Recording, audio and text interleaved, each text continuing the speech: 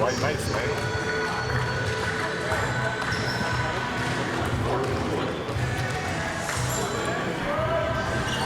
How was your day off, Pascal? It was good. It was chill. Come back today, back at it. The pace picks up now. You got the exhibition games start rolling.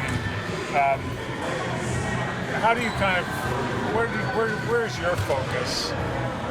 Because really, nothing counts for another few weeks. But how do you start approaching these exhibition games? Just get the pace of the game. I mean, obviously we played a lot in the summer, or we played a lot here, but it's not the same as the game. So get into the pace of the game. Do the things that we want to do as a team, continue to work on that, and just just get into the rhythm of everything. Pascal, it wasn't long ago that you were playing the 905, it was a while ago, but now your brother is coaching there. What are your thoughts and how did that come about? Yeah, I mean, he played basketball his whole life, basically. He played overseas, he knows the game. He's been around pros for since I've been a pro, even before, because he played overseas. So he knows the game. He's been around coaches every single year, with me, with Rico. He's been there the whole time. So he knows what he's doing, and I think that he definitely is going to help the 905 in terms of development, because again, he's seen my development and he was part of that. So he understands everything, and I think it'll be good for 905. Just continue to grow for him, and then also helping the guys coming through there, because again, he knows the experience that I've been through, and he was a part of that, just emotionally and physically. So he understands what it takes, and I think that would be a great addition. Pascal, do the two of you ever sit and kind of break down your game or talk, or how much do you do that with him in that coaching vein? No, I mean, like I said, he's part of that team, with me through the summer. He's with me every summer, with Rico, and he gives his input on everything that's been going on, and he talks to Rico a lot, and he talks to other coaches around, that's around me. So we definitely talk about it. He has an input on everything. Does he have time to watch you now that he's got his own gig? I mean, I don't know. He used to go to every game, so I guess maybe not now anymore, right? He's about to probably go watch his game, right? So it should be cool. It should be fun. I think I'm happy for him just getting that opportunity. I know it's been a long time coming, and that's something that he's passionate about. He's in the gym every day with me, no matter what it is, and I think that as coaches, I always say that you need those type of people, the people that want to live in the gym. The numbers are cool, but who wants to wake up every single day and be in the gym, bro? Those are the coaches that you want. What's it been like getting to know Christian the past few weeks?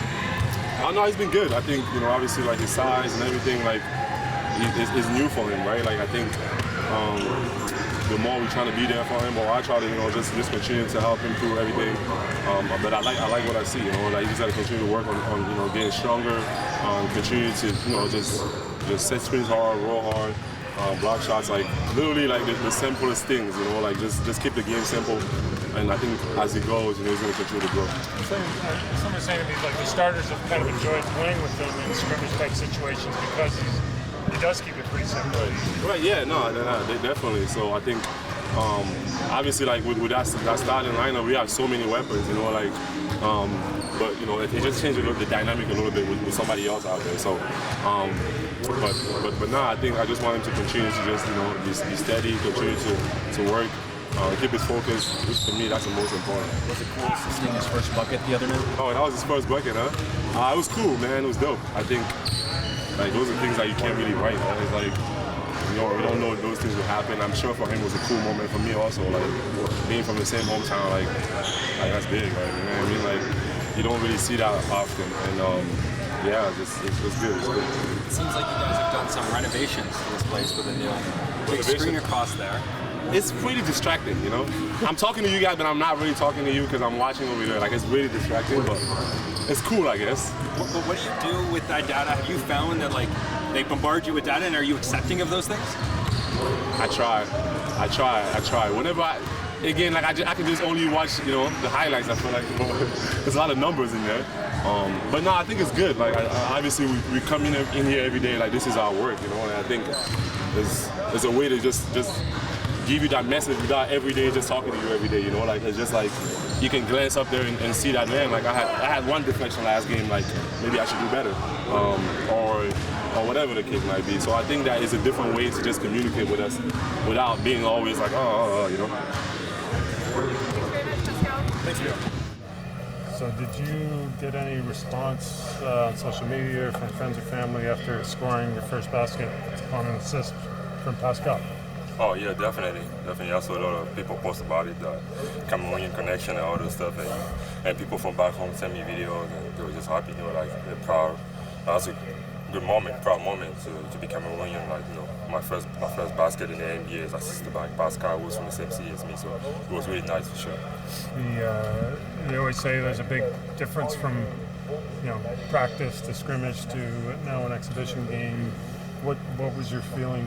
How did you feel? Your comfort level, I guess, just the other night. Oh, I felt good. I mean, I was kind of, I'm not going to say scared, but at the beginning, you know, my first actual NBA game. So when I checked in, I was kind of, you know, a little bit anxious. But as soon as I stepped in, I was like, oh, it's just basketball, and that's how I played my game. So it was good to have my first game under the belt. You know, now we got a game tomorrow, we got another game on Friday. So I just got to be ready for the next game, couple of games.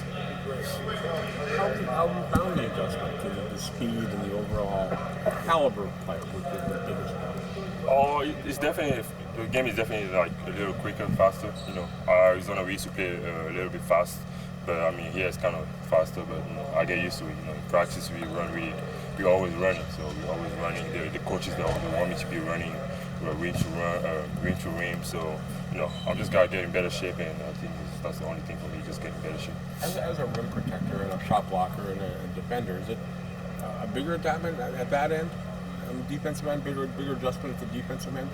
Oh, I mean, I'm not gonna say a bigger adjustment, but I'm just gonna say people in the NBA are more athletic. You know, they're faster and they're stronger than people in college. So I'm just gonna continue to do my job, you know, protecting the rim. But I mean, it's not gonna be as easy as it was in college. Like I just said, they're stronger, they're better. And overall, they're better finishers. So me, I'm just gonna continue to do my job, and I'm gonna get used to it. So I'm not worried about it. Are you encouraged, like based on your experience in the summer, training camp, and you know, the one exhibition game? Do you kind of feel like you can have an impact in the league maybe sooner than you would have hoped, or? Yeah, definitely. I mean, I'm here to play, so I'm here to play. I'm here to do whatever the coaches want me to do. So I didn't put my name in the draft to come here and just sit on the bench. So I'm going to be ready whenever the coach wants me to help the team, and I'm just going to do whatever they want me to do to help the team. I just want to win, to be honest. How does the analytics department here compare to college and all the data you've received so far? Oh, I mean, it's crazy. The analytics is crazy. You know, like you can see the boards over there on the wall. You just showed us everything we do during practice, during the game, like every deflection, every rebound, assist, and we got like shot tracker. I don't know. Every time you shoot, it tell you like how off your shot was. Like tell you like it was 45 degrees. So we got everything. We got everything to get you better. We got everything to get it better. You know, before every practice or after practice, I just look at it and to see if I made any adjustment from the day before. Do you find it helpful? Yeah, definitely. It helps you a lot. Like it tell you your arc on your shot, everything. So it just helps you for sure. Thank you. Thanks, everybody. What do you think of the new addition to the gym? I guess you guys have had this for a little while. Yeah, I love it. It's great. There's so much up there we can do. As you guys probably can see, there's a lot of information flowing across those boards from you know, the analytics, from the shooting stuff to last game's footage to next opponent footage to a bunch of charted things that we have up there. So there's a lot of stuff we can put up there, and we can definitely use it. It looks really cool too. Players really like it. I was going to ask, have you gotten feedback from them? Like, is it too much for them, or are they taking stuff from it? All the stuff has been really positive from them. They really love it. Yeah. Every year it seems like you have a word or a slogan for the team. I know you talked about that when you were abroad this summer. Can you tell us what your mottos are for the season? Maybe what that photo up on the wall means? Well, that photo is just part of the opening preseason thing. I mean, obviously we got, you know, a couple priorities you've heard me talk about before. You know, this business is about winning, right? And then the rest of it is there's some things up there, the things that we do defensively and all that kind of stuff, as well. Just some things we're trying to emphasize. But there's some new things there this year. A lot of it's still carrying over from a year ago, but we try to evolve it a little bit each season. Yeah. You guys announced your 905 coaching staff, some returning names, and of course Siakam and the bunch. Your impressions of that group, and how you expect things to play out for them? Yeah, really good group. Really happy with that. Obviously, we've tried to keep that thing, that job, that head coaching job, as a real growth and opportunity for within our staff, and it's turned out really well. I think for everybody that's come through there, they've gone on to really nice jobs, and we were able to take a couple of guys off our other staff and move them down there and stuff. So there's a really good. I'm really happy with that group. It feels like there's a lot of great synergy there, and we've got a couple of them that spend a lot of time with us as well. We're trying to kind of hybrid that a little bit. So I think the connection there continues to be a really strong one. Yeah. Nick, how much contact do you have with them regarding systems and streamlining it? Yeah, a lot. I mean, we do want them to be almost in line exactly with what we're doing. Just to, because I think, especially now with the two ways, and we always will use it for roster guys too, so that there's, if we need to call up somebody on a quick, situation that they haven't, lost any of the terminology, mostly play set calls, those kind of things. We do use it as well as a little bit of a laboratory. They do let them veer off and try out a few things that we're interested in or talked about that we haven't quite decided to use for us yet. So there's a little bit of that going on too. Yep. You would have seen Christian Siakam around here quite a bit over the years. Yes. He's obviously had a big part of Pascal's growth. What have you seen from him that kind of lets you know that he's ready for this summer? Well, he has been around a lot, right? That's the main thing. I think that like the key for me, just about with anything, but in particular something like this, is you kind of got to put both feet in, right? Like being around and doing it some and whatever. Like putting both feet in and getting a full season under your belt, I think will be a huge step forward for him, right? So he's familiar with working us out. He's familiar with spending a lot of time in the gym. He's familiar with a lot of things we do. And then, he's interested in coaching. Well, now you got to go see if you are for real. And you like all the late nights and early mornings and film watching and player development and all the stuff that comes with it for the grind. Everybody talks about the grind of coaching. So I like it.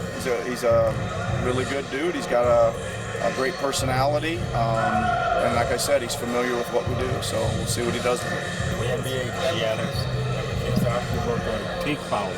Yes. The rule changes. You had one the other night, and do you teach against it, or how do you implement it? Yeah, so Like it? well, I do like it because I think it was stopping a lot of open floor play, and we have experience with it with FIBA, right? So we do haven't done much with it yet, Doug. I'm gonna kind of see how it plays out here a little bit. But I will say this: is we did have to literally show it.